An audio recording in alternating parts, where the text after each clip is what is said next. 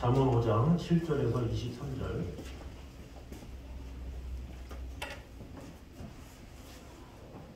그런즉 아들들아 나에게 들으며 내 입의 말을 버리지 말고 내 입을 너희에게서 멀리하라. 그의 지문에는 가까이 하지 말라. 두렵건대 내 존양이 남에게 잃어버리게 되며 내 수한이 잔인한 자에게 빼앗기게 될까 하노라.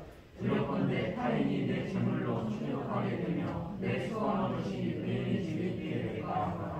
두렵건대 마지막에 이르러 내 몸 내 육체가 쇠약할 때에 내가 한탄하여 말하기를 내가 어찌하여 훈계를 싫어하며 내 마음이 태어나를 가까이 여기고 내 선생의 목소리를 청종하지 아니하며 나를 가르치는 이에게 귀를 기울이지 아니하였던고. 많은 우리들이 모임 중에서 흔하게 빠지게 되었더라 하게 될까 염려하노라.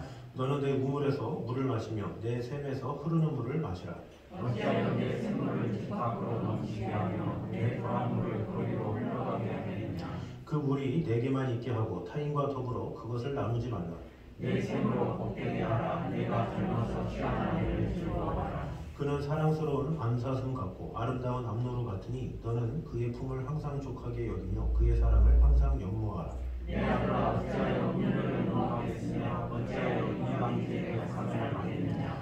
대저 사람의 길은 여호와의 눈앞에 있나니 그가 그 사람의 모든 길을 평탄하게 하시느니라. 악인은 자기 아들을 돌리며 무지의 죄에 매이나니. 다 같이 읽겠습니다. 그는 훈계를 받지 아니함으로 말미암아 죽겠고 심히 미련함으로 말미암아 혼미하게 되느니라. 아멘. 자, 오늘은 지혜자가 경계해야 될 것들에 대해서 보도록 하겠습니다. 특별히 좀 이렇게 잠언 5장은 좀 젊은이들에 대한 그런 권고가 많이 나왔습니다. 뭐 음녀를 조심해라, 뭐 아내를 즐거이 하게 해라, 뭐 이런 내용들로 이렇게 구절들이 있어서 이 가운데서 또 우리 성도들에게 또 교훈되는 것들을 좀 보기가 쉽지 않은데 그래도 그 가운데 하나님께서 주시는 애를 잘 한번 보고 남은 시간 되면 좋겠습니다. 자, 먼저 우리가 볼 것은 이 하나님의 최후 심판 때에 후회하지 않는 자가 진정 복된 자다라는 것을 이제 보여주고 있습니다. 11절에 이렇게 나옵니다. 두렵건대 마지막에 이르러 내 몸 내 육체가 쇠약할 때에 내가 한탄하여 말하기를 내가 어찌하여 훈계를 싫어하며 내 마음이 꾸지람을 가벼이 여기고 내 선생의 목소리를 청종하지 아니하며 나를 가르치는 이에게 귀를 기울이지 아니하였던고. 많은 무리들이 모인 중에서 크나게 빠지게 되었노라 하게 될까 염려하노라. 이렇게 언급을 하고 있는데 이것은 이제 인생의 말년에 후회하는 사람의 모습이 이제 나와 있습니다. 그가 이제 이렇게 한탄하는 이유, 그거 뭐겠습니까? 젊은 날에 음녀의 유혹에 빠졌거나 또 스승의 훈계와 책망에도 불구하고 듣지 아니함으로써 자신의 젊음을 허무하게 소진하고 또 자기 재산을 다 탕진한 사람이라고 볼 수가 있죠. 그래서 이 성경은 이런 사람들을 미련한 자다 이렇게 언급을 하고 있습니다. 자신의 미래를 생각하지 않고 오직 젊은 날에 육체의 쾌락에만 몰두했고 그렇기 때문에 미련한 자다 이렇게 볼 수가 있죠. 이렇게 자신의 미래를 대비할 줄 모르고 오직 현재의 쾌락과 만족만 추구하는 자, 이런 사람을 미련하다 이렇게 이야기를 하고 있습니다. 그래서 이 잠언에서 말씀하고자 하는 게 뭐겠습니까? 힘이 있을 때, 건강할 때에 나중을 생각해라, 미래를 생각해라 이렇게 말을 하는 것이죠. 미련한 것은 노년을 대비하지 못하고 젊은 날을 방탕하게 보내는 사람만이 아니라 미련한 자는 뭐냐? 이 하나님의 최후 심판을 준비하지 아니하고 이 세상의 쾌락과 만족만을 추구하는 자, 그런 자들을 말하죠. 그래서 성경은 그들에게 경고하고 있는 거예요. 살아있을 때 열심히 하나님과 동행하고 하나님의 뜻 가운데 거해라 이렇게 말을 하고 있죠. 하나님은 각 사람을 행한 대로 갚으시기 때문에 우리의 삶을 다 지켜보시기 때문에 우리에게 힘이 있을 때 더욱더 하나님의 영광을 위해서 살아라 이렇게 경고를 하고 있는 것이죠. 그래서 지혜로운 자가 누구냐? 라고 보면 마지막 날에 후회하지 않도록 마지막 때를 준비하면서 이 세상을 사는 자, 그가 복된 자다라는 것이죠. 우리 보통 사람들은 필요를 위해 살잖아요. 필요. 내가 지금 뭐 필요하지? 필요를 위해서 살지만 진정한 성도는 영원을 위해서 사는 사람이에요. 영원을 위해서 보이진 않지만 만져지진 않지만 영원히 나에게 허락하신 그 약속을 믿고 나아가는. 근데 그때가 언제인지 몰라요. 근데 그때가 언제인지 모르지만 깨어서 산다는 거 쉽지가 않죠. 그러나 쉽지가 않지만 하나님은 그렇게 살라고 하시고 그런 사람에게 갑자기 나타나셔서 내가 너를 데려가겠다 할 때 주여 감사합니다 할 수 있는 사실 그런 사람이 많지 않죠. 이 깨어서 삶을 하루하루 사는 삶은 사실 쉽지가 않아요. 그러나 하나님은 그런지 깨어있으라 이렇게 말씀하고 있죠. 생각지 아니할 때에 오리라 이렇게 말을 하고 있어요. 우리가 그때를 알면 얼마나 좋겠어요. 아 주님이 내가 89세 때 오신다고 그랬지. 주님이 내가 110살 되면 오신다고 그랬지. 뭐 알면 준비를 할 거 아니에요. 아 5년 있다 오시지? 그러면서 이제 준비를 하겠지만 언제 나를 부를지 모르는 거예요. 그래서 항상 깨어서 준비하며 사는 것 이것이 중요하죠. 근데 이 준비하는 삶이라는 것은 정말로 쉽지가 않아요. 운동하는 사람들 같은 경우는 어떻습니까? 올림픽을 위해서 준비하잖아요. 4년을 위해서. 또 아시안게임 뭐 올림픽이 있으니까 2년 중이니까 또 세계선수권 대회는 또 1년마다 하고 항상 준비해요. 이 준비하는 삶이라는 게 쉽지가 않아요. 그래서 운동선수는 아무나 하는 게 아니죠. 막 금메달이나 이렇게 메달 딴 사람들은 막 영광스럽게 막 얘기하지만 그 뒤에 숨어있는 그들의 고생은 말로 다 할 수 없어요. 어느 뭐 금메달 땄다고 영광스럽게 나와도 또 다음날 되면 쉬지 않고 연습을 해야 돼요. 왜? 그날을 위해서. 그래서 그 어떤 운동선수의 꿈이라는 게 쉽지가 않죠. 준비하며 사는 삶이랑은 정말로 어렵다라는 거죠. 여러분 이렇게 송골매 아십니까? 송골매. 송골매에 제가 일주일 동안 제가 한번 이렇게 구창모 집사님한테 이렇게 반한 적이 있어요. 그분이 집사님이신데 많은 간증을 하셨더라고요. 그래서 그 구창모 집사님이 막 특성한 것도 있고 보다가 최근에 나중에 발견했는데 그 송골매가 다시 재결합한 거 아십니까? 네, 모르시죠? 여러분 맨날 기도만 하고 말씀만 보니까 모르시죠? 그 송골매에서 구창모 씨가 85년도까지 2집하고 3집을 같이 녹음하고 4집을 녹음만 하고 이제 떠났대요. 근데 그 유키즈라고 그 유재석 나오는 그 프로그램에 구창모 씨가 그래요. 유재석 씨가 왜 떠났냐? 그러니까 욕심 때문이죠. 그 자신이 솔로로 전향했잖아요. 욕심 때문에 그랬다. 근데 배철수가 또 옆에서 이제 보호해 주는 거죠. 저라도 떠났겠다고 막 그러면서 얘기를 하는데 뭐 거두절미하고 중요한 거는 그들이 이제 구창모 씨가 떠나고 38년이 지난 후 지금 한 38년에서 40년 됐거든요. 다시 합쳤어. 그래서 금년 1월에 설날 뭐 기념으로 KBS에서 뭐 돌아온 송골매 뭐 이런 식으로 해가지고 콘서트를 했어요. 근데 제가 그걸 보고 와 깜짝 놀랐어요. 구창모 씨 노래를 진짜 잘하는 거예요. 와 근데 정말 잘하는데 나이가 70이에요. 놀라지도 않으십니까? 아니 나이가 70이니까 70인데 목소리가 젊을 때보다 더 강직이고 잘해요 되게. 그래서 제가 듣고 이게 사실인가 하는데 댓글도 놀랍네요. 어떻게 앞에 숫자가 7인데 이렇게 잘하세요. 제가 봐도 너무 잘하는 거야. 그래서 또 제가 또 보면 또 이렇게 보고 이런 게 있잖아요. 알고 보니까 그분들이 KBS에서 인터뷰한 게 있어요.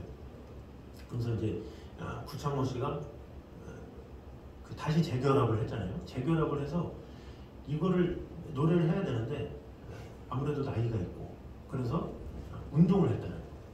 그래서 산에 다니고 뭐 하고 하면서 체력 훈련을 엄청 했대요. 그래서 배철수 씨가 그런 거예요. 저는 제 노래는 저음이 많아가지고 별로 안 힘든데 이 구창모 씨가 진짜 힘들 거라고. 제가 그래서 그걸 들으면서 이게 고음이 엄청 높거든요. 이게 보통 저도 이제 노래를 해봐서 알지만 이 성악가들은 운동을 해야 돼요. 저도 이렇게 레슨 가기 전에 선생님들이 뭐 팔굽혀펴기, 윗몸 일으키기 막 몇백 개씩 시켜요. 그래서 그거를 해야 레슨 시켜주고 막 그러거든요. 왜냐 운동이 기본이 돼야 고음이 나고 막 그러기 때문에 그걸 엄청 흡사시켜요. 그래야 이제 하기 때문에. 그래서 대부분 이제 성악가들이 떡대가 좋고 이런 게 운동을 많이 해서 운동 선수들이 노래를 잘해요. 몸이 막 돼 있어서. 그래서 저도 이제 신입생 때 다 덩치가 크고 저만 제일 가물었고 다들 막 덩치가 막 100kg 넘고 막 거구 같아요. 왜? 운동 많이 하고 막 이러면서. 그러니까 그런 사람이 소리를 잘 내요. 근데 이 구창모 씨가 이거를 위해서 엄청 연습했다, 훈련을 했다는 거예요. 그런데 제가 보니까 그분이 그 합쳤다는 게, 그 합친 건 한순간이겠지만 69세 때까지 운동 안 하다가 70대 때 운동한다고 그 소리가 나나요? 아니죠. 연습을 했을 것 같아요. 이거 훈련을. 그 운동을 계속하고 쌓여서 그런 소리가 나지 않을까.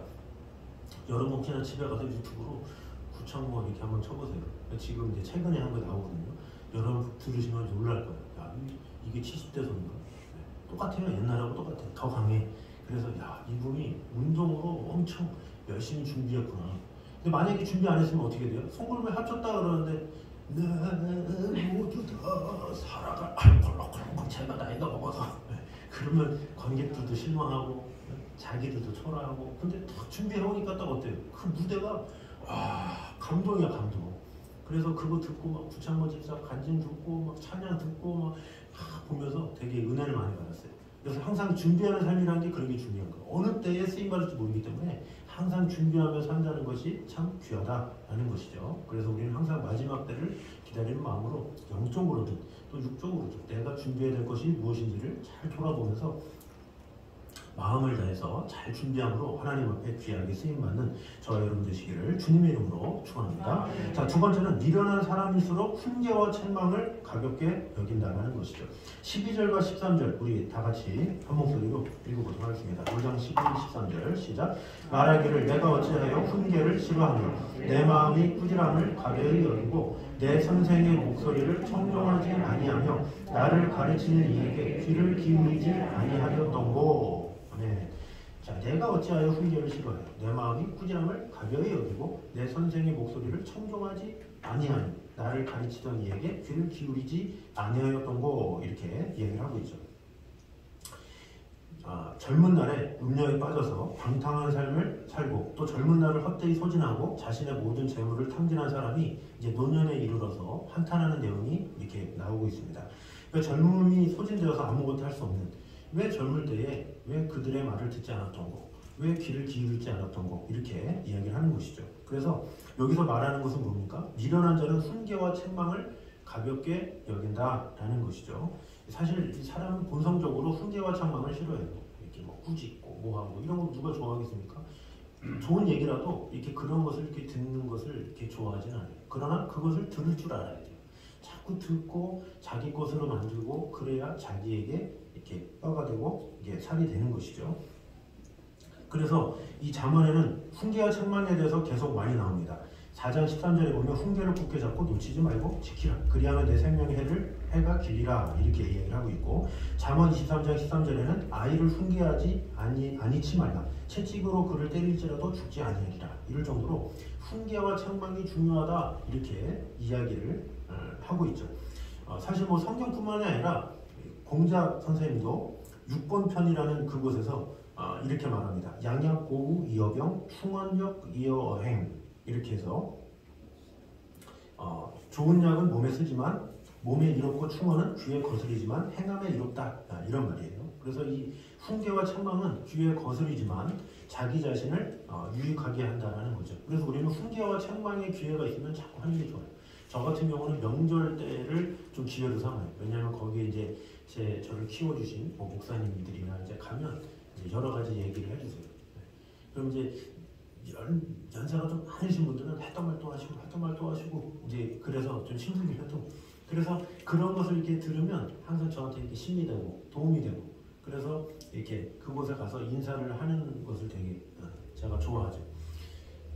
자꾸 이렇게 훈계와 책망을 듣는 게 참 중요한데, 사실 어떤 내가 스승이 없는데 뭐 요즘에는 변명할 필요가 없죠. 왜 그렇습니까? 요즘엔 좋은 책들이 많아요. 그래서 좋은 책들이 많아서 그 책들을 통해서 우리는 훈계와 책망을 들을 수가 있어요.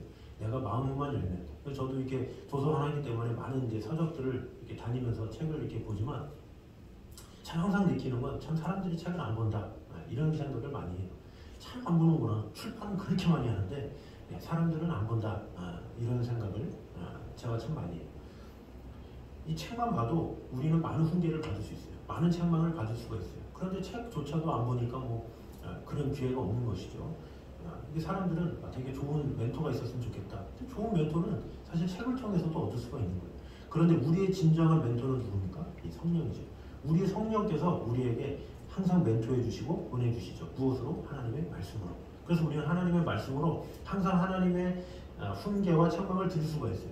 말씀을 보면 하나님께서 나를 책망하시고 훈계하시고 돌보시고 나에게 필요한 것을 알려주시죠. 근데 그 하나님의 말씀을 덮어버리니까 하나님의 훈계를 못 듣게 되는 거죠. 그래서 지혜로운 사람은 자꾸 시간을 내서 하나님의 말씀을 들으면서 어떻게 살아야 될지, 지금 이 순간에는 어떻게 해야 될지 이렇게 해야 될 필요가 있다라는 것입니다. 그래서 우리의 선생님이시고 우리의 개인 교사이신 성령님의 보호 아래 있어야 돼요. 우리가 과외만 봐도 어때요? 이렇게 아이들 이렇게 교육시키는 것도 1대5, 뭐 1대10 그러면은 가격이 좀 그렇지만 1대1 하면 엄청 비싸요. 30만 원, 기본이 30만 원, 40만 원. 그런데 그렇게 해야 능률이 오르니까 그렇게 하거든요. 근데 하물며 우리가 성령, 하나님의 성령을 통해서 받는 것은 성경의 전문가에서 받는 것을 더 뛰어넘어서 하나님한테 직접 지도를 받는 거예요. 얼마나 큰 축복이에요. 개인 지도를 받아요. 개인 지도. 성경을 우리가 보면. 그래서 성경을 통해서 우리는 개인적으로 하나님한테 훈계를 듣고 책망을 들으면서 우리가 어떻게 해야 될지를 알게 된다는 거죠. 그러니까 얼마나 귀해요. 이 개인 레슨 누구 어떤 유명한 사람은 가도 뭐 몇백만 원씩 받고 뭐 레슨 같은 거 해봐요. 뭐 악기 하나 가르치는 사람들 보면 한 10년 전만 해도 1시간에 10만 원인데 요즘에 1시간에 50만 원 이렇게 돼요. 좀 되게 유명하다 그러면 100만 원. 진짜 유명하면 200만 원, 300만 원 들고 가서 1시간 레슨 받고 와요. 근데 그분들이 가르치는데 많은 거 가르치는 줄 아십니까? 이 되게 교수님이고 잘 나가는 사람일수록 불러봐. 노래 다 든 다음에 잘했어. 코소리가 좀 나네. 수고했어. 이게 끝이야. 그 수고해서 요 한마디 하고 막 몇백만 원 받는 거예요. 그만큼 누구한테 개인 교습을 받느냐가 중요하거든요. 근데 하물며 하나님의 성령이 우리한테 개인 교습을 해주는데 우리가 레슨을 안 받아. 돈도 안 받는데 하나님께서 얼마나 마음이 아파요. 우리가 성경을 보면 하나님께서 우리에게 필요한 것들, 우리의 유익들 이런 것을 성경을 통해서 다 알려주시는 거예요. 오히려 주님이 더 레슨하잖아. 내가 더 알려줄게. 근데 우리는 됐어요. 바빠요. 이러면서 덮는 경우가 상당히 많죠. 근데 지혜로운 사람은 자꾸 주님께로부터 말미암는 훈계와 책망을 자꾸 듣는 자가 돼야 돼. 하나님의 말씀을 통해서 듣고 또 예배를 통해서 듣고 자꾸 이렇게 들어야 우리가 영적으로 세워질 수 있고 온전하게 될 수 있다는 거죠. 그래서 지혜로운 자와 그리고 미련한 자는 어떤 큰 것에 차이가 있는 것이 아니라 훈계와 책망을 받아들이느냐 그렇지 않느냐 그 차이가 있다는 거죠. 그래서 우리의 진정한 선생이신 우리의 성령님의 그 음성을 우리가 매 순간 들음으로 말미암아 정말 하나님 앞에 복된 자라 칭찬받는 저와 여러분 되시기를 주님의 이름으로 축원합니다. 자, 세 번째로는 성도는 그리스도의 아내로서 영적 생명을 낳아야 함을 보여주고 있습니다. 우리 잠언 5장 18절 보겠습니다.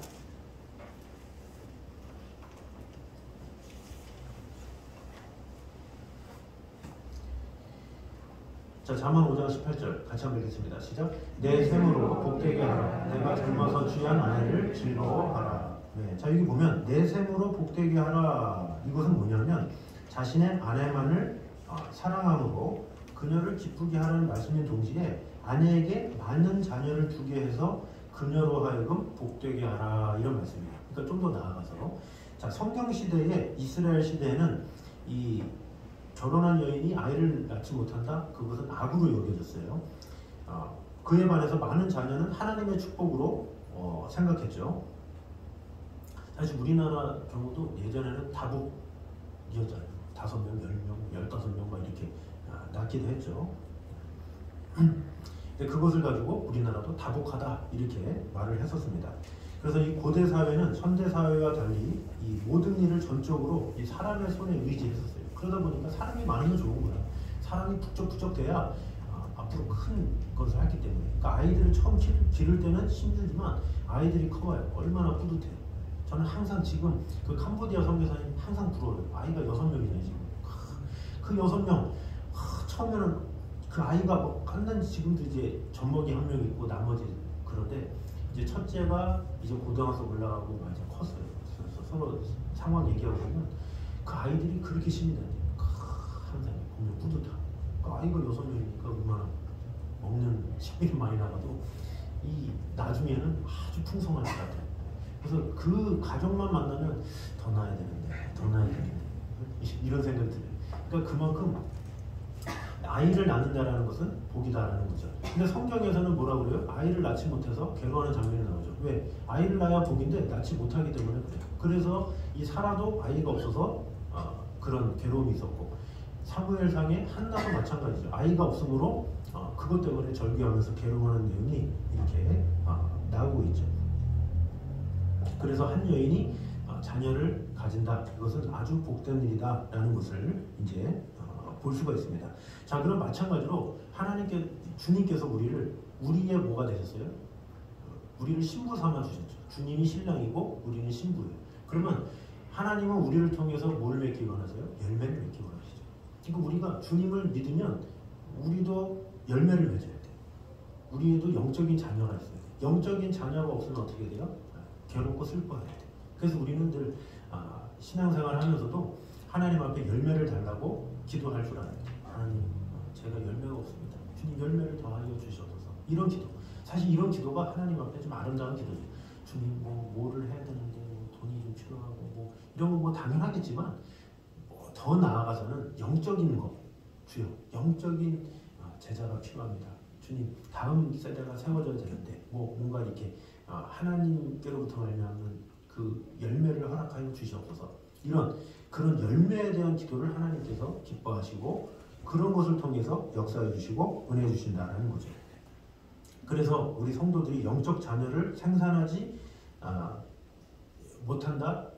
이것도 어떻게 보면 하나님한테 책망을 당할 수가 있는 거예요. 받을 수가 있는 거죠. 그래서 우리는 항상 영적인 자녀를 달라고 늘 기도할 줄 알아야 되죠. 주여, 제가 이렇게 교회를 나오는데 혼자 나오지 않게 하시고 누구를 좀 이끌 수 있도록 도와주시고 자꾸 내 마음 가운데 기도 제목으로 내 자녀가 나오지 못합니다. 이렇게 자꾸 이렇게 마음 가운데 항상 이런 게 있어야 돼요.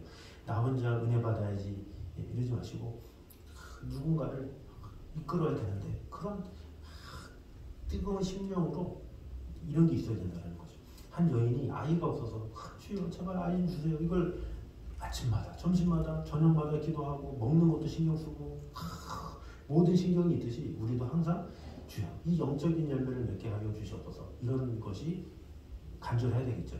자, 그래서 그런 것을 하기 위해서 우리 교회가 이제 도서관도 하고 악기를 가르치겠다 이렇게 하잖아요. 제가 이렇게 하는 이유가 그거예요. 주위에 큰 교회들 많고 거기에서 교회 옵시다 그러면 작은 교회 쉽게 오지 않잖아요. 근데 악기 배웁시다 이렇게 하면 좋은 계기가 되고 동기부여가 되잖아요. 그렇게 해서 악기를 같이 할 수 있도록 이렇게 해서 우리가 같이 이렇게 열매를 맺는 데에 우리가 한 마음이 돼요.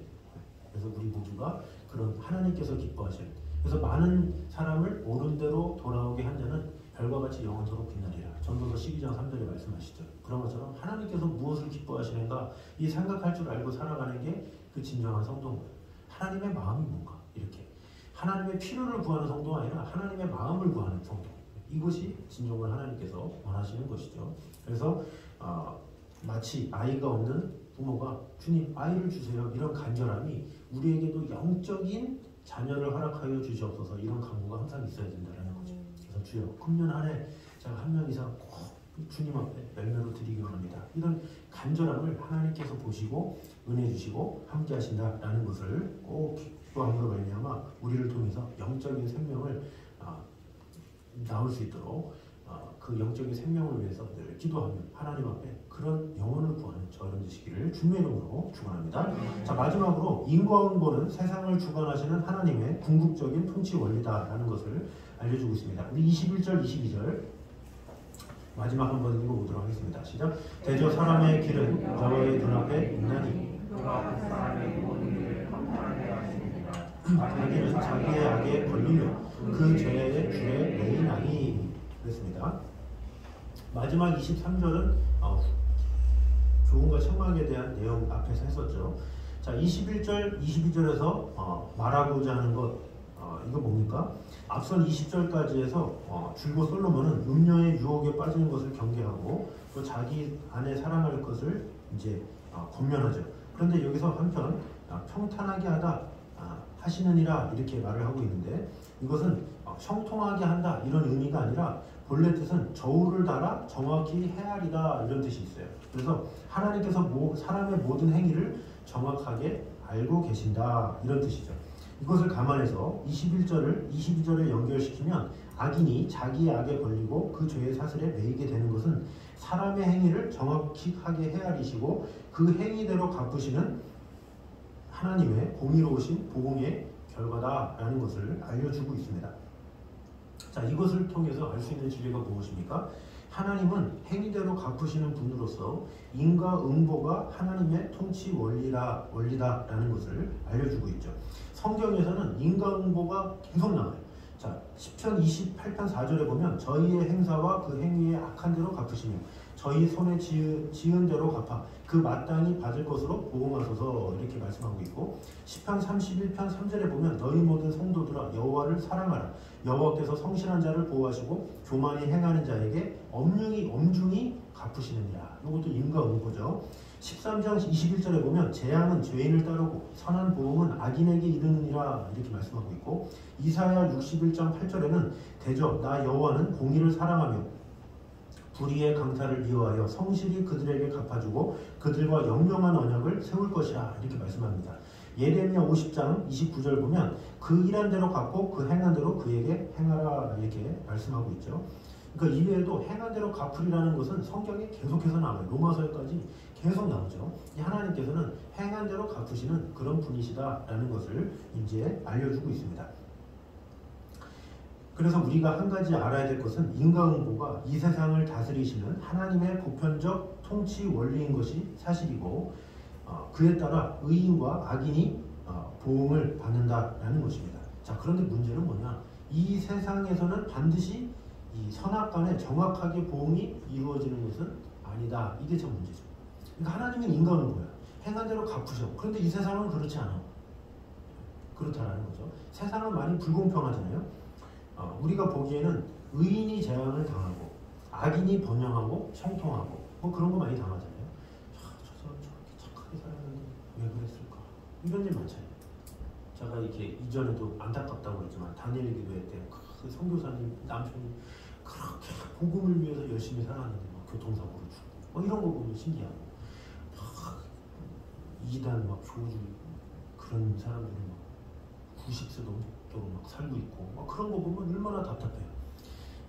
진짜 극악무도한 그런 사람들은 아프지도 않고 그 푸틴은 쓰러지지도 않고 막 그런 거 보면 왜 그럴까?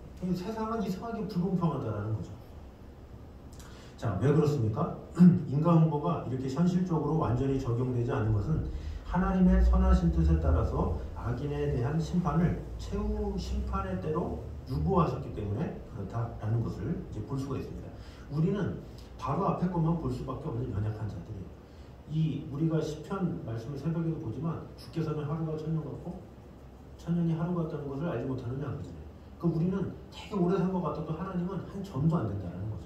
우리는 길게 살아봐야 100년인데 하나님은 그냥 지나간다는 거죠. 지나간. 그래서 모세가 우리의 연수가 70이요 강건하면 80이라도 그 연수에 자라는 수고와 슬픔뿐이요 우리가 날아가나이다 이렇게 얘기하고 있죠. 날아가고 아주 한순간이다라는 거죠. 우리 보기에는 지금 당장 왜 안 해주냐 하지만 하나님 보시면 아주 점들 요것밖에 안 되는 거예요. 그래서 하나님은 그 영혼 가운데 그 영혼을 통틀어서 심판하시고 보응하시는 것이지 지금 당장 뭐 했다고 번개 때리고 뭐 잘못했다고 갑자기 소나기가 와가지고 넘어지게 하고 이런 분이 아니라는 거예요. 그냥 영혼을 가지고 보시는데 그런 모든 것을 가장 선하게 의롭게 하시는데 하나님은 완전하게 하나님의 때에 하나님의 방법으로 심판하시고 보응하시고 돌보신다는 거죠. 주님 왜 저는 열심히 살았는데 걱정할 필요 없다는 거죠. 하나님은 하나님의 때에 하나님의 방법으로 분명하게 갚으실 것이다라는 거죠. 그래서 우리는 하나님의 그 심판에 대해서 하나님의 일하심에 대해서 의심해서는 안 돼요. 하나님은 분명히 보응하실 것이다라는 믿음을 가지고 우리는 그냥 낙심하지 말고 하나님께서 가장 좋은 것을 주실 것을 믿고 나아가는 것 그것이 참 중요하죠. 그래서 진정한 의로운 삶을 사는 자는 어떤 상황에 그래서 요동하지 않아요. 지금 당장 내 안에 피해가 온다 할지라도 내 안에 어려움이 있다 할지라도 그것에 대해서 요동하지 않죠. 왜? 하나님은 나를 아시지. 하나님은 나를 돌보시지. 하나님은 나를 가장 좋은 길로 인도하시지. 그러니까 요동함이 없는 거예요. 그래서 믿음이 신실한 성도는 어떤 시험이 오고 고난이 와도 흔들림이 없는 거죠. 근데 믿음이 없고 어떤 그 경험이 없으면 그런 게 처음이니까 왜 하나님 믿는데 왜 나한테 고난을 계속 찾아와 이런 식으로 갈 수밖에 없는 것이죠. 그래서 우리는 이 하나님의 넓은 하나님의 생각 그것을 헤아릴 줄 알아야 돼요. 그래서 이사야 55장 내 생각은 내 생각이 너의 생각과 다르다. 내 뜻과 너의 뜻은 다르다 이렇게 얘기하고 있잖아요. 하늘에 땅에 하늘이 높은 것 같이 내 길은 높다 이렇게 말씀하시잖아요. 그러니까 우리는 항상 하나님의 생각을 다 알 수가 없어요. 하나님의 마음을 알 수가 없어요. 우리 생각에는 이랬으면 좋겠고 저랬으면 좋겠고 하지만 우리는 그래봐야 지금 당장 보는 근시안적으로 생각하는 거예요. 그러나 하나님은 멀리 보여요. 멀리. 영혼을 창조하신 그 하나님의 눈으로 우리가 볼 줄 알아야 돼요. 그래서 우리는 하나님을 잘 알아야 되고 하나님의 마음을 잘 알아야 되죠. 그래서 하나님의 마음을 알고 하나님의 뜻을 안 자는 견딜 수가 있는 거예요. 인내할 수 있는 것이고 한다라는 거죠. 그래서 이 초대교회 때 그리스도인들 카타콤에 사는 게 얼마나 힘들었겠어요. 카타콤에서 뭐 한 5년만 있으면 된다 이러면 버티겠지만 평생을 살았어요. 그들은 40년 50년 살면 햇빛도 없기 때문에 그저 그냥 40, 50세만 되면 늙어 죽었던 그때예요. 그러나 그곳에서 카타콤에서 그 지하 동굴에서 예배하면서 하나님을 찬양하며 예배하며 살았던 그 힘은 어디서 나옵니까? 하나님은 우리에게 가장 좋은 것을 주시는 분이고 하나님은 선하시고 신실하시고 그런 약속을 믿었기 때문에 그런 초대교회 성도들은 그런 열악한 가운데서도 주님을 꼭 붙잡고 믿음으로 살 수 있었다는 거죠. 그래서 우리는 항상 영혼을 생각할 줄 알아야 돼요. 하나님의 시야를 볼 줄 알아야 돼요. 인간의 시야가 아니라 지금 당장의 상황을 가지고 하나님을 평가해서는 안 돼요. 그래서 우리는 항상 하나님을 영원하신 하나님, 우리를 가장 잘하시고 지켜주시고 돌보시는 하나님, 그러면서 하나님의 때, 하나님의 방법, 하나님의 뜻 나는 알 수 없지만 하나님, 주님께 모든 것을 맡깁니다. 이렇게 할 때 하나님께서 우리를 더 책임져 주시고 은혜 주시는 거죠. 단편적인 상황 가지고 왜 이렇고 저렇고 이런 게 아니라 진정한 믿음은 잠잠히 기다리는 거죠. 나의 영혼이 잠잠히 하나님만 바라며 이것이 참 중요하죠. 잠잠히 하나님의 뜻을 구하고 하나님 앞에 나아갈 때 하나님은 분명히 해답을 주세요. 어느 때인지는 모르지만 하나님께서 그때에 은혜를 주실 때가 있고 복을 주실 때가 있다라는 것이죠. 그래서 우리 모두가 하나님 앞에 인내하며 또 하나님의 축복을 받아 누리기 위해서 지금 당장 보이는 현실의 옥면의 삶이 아니라 영원을 창조하신 그 하나님의 그 넓으신 그 사랑을 우리가 분명히 알아서 하나님 앞에 참된 위로와 사랑을 얻는 저와 여러분 되시기를 주님의 이름으로 축원합니다. 기도하겠습니다. 하나님 감사합니다. 우리를 지켜주시고 돌봐주시는 주님, 하나님의 말씀을 통해서 우리가 늘 새로워지며 하나님의 사랑 안에 거할 수 있도록 주님 함께하여 주시옵소서. 하나님의 최후 심판에 대해 후회하지 않는 자가 진정 복된 사람임을 오늘 보게 되었습니다. 하나님의 심판의 때를 기다리면서 우리가 매일매일을 영적으로 육적으로 잘 준비할 수 있는 그런 성도들이 되게 하여 주시옵소서. 그래서 주님께서 부르실 때에 감사함으로 주님을 맞이할 수 있는 그런 성도들이 되게 하여 주시옵소서. 또한 미련한 사람일수록 훈계와 책망을 가볍게 여긴다라는 것을 보게 되었습니다. 우리는 지혜로운 자가 되어서 하나님께서 주시는 훈계와 책망을 받아들이게 하시고 또한 성경을 통해서 우리 하나님의 성령께서 우리에게 친히 가르쳐 주시는 이 하나님의 말씀을 통해서 우리가 늘 새로워지는 그런 역사가 일어날 수 있도록 주님 함께하여 주시옵소서. 또한 우리 성도들은 그리스도의 아내로서 영적 생명을 낳아야 함을 오늘 보게 되었습니다. 우리가 각 개인이 신앙생활을 열심히 하지만 더 나아가서 우리를 신부 삼아 주신 주 예수 그리스도의 사랑을 늘 기억하면서 우리 또한 열매를 맺을 수 있는 그런 성도가 되게 하여 주셔서 나 혼자 잘 믿는 것이 아니라 내 주위에 믿는 자들이 일어날 수 있도록 주님 함께하여 주시옵소서. 또한 인과응보는 세상을 주관하시는 하나님의 궁극적인 통치 원리임을 오늘 보게 되었습니다. 그러나 우리는 믿음이 부족해서 지금 당장 보이는 억울함, 답답함 이런 것으로 인해서 하나님을 판단할 때가 있었습니다. 주님 용서하여 주시고 하나님께서 우리에게 가장 좋은 것을 주시려는 그 믿음을 가지고 우리는 지금 하나님의 뜻을 알 수 없다 할지라도 하나님의 마음을 헤아릴 수 없다 할지라도 하나님은 선하시고 인자하시다라는 사실을 우리가 늘 기억함으로 말미암아 그 하나님의 약속을 기대하며 지금 당장 어려움이 있다 할지라도 지금 당장 이해할 수 없는 일이 있다 할지라도 하나님께서 가장 좋은 것으로 주실 것이라는 것을 믿고 주님만을 신뢰하며 그럼에도 불구하고 주님만을 찬양하며 주님만을 높이며 나아가는 성도들이 될 수 있도록 주님 함께하여 주시옵소서. 이제는 우리 주 예수 그리스도의 은혜와 아버지 하나님의 무한하신 사랑과 성령님의 교통하심이 늘 우리와 함께 계시는 하나님의 약속을 붙잡고 살아가길 원하는 이 자리에는 모든 성도들 위해 이부터 영까지 함께 있기를 간절히 축원하옵나이다. 아멘.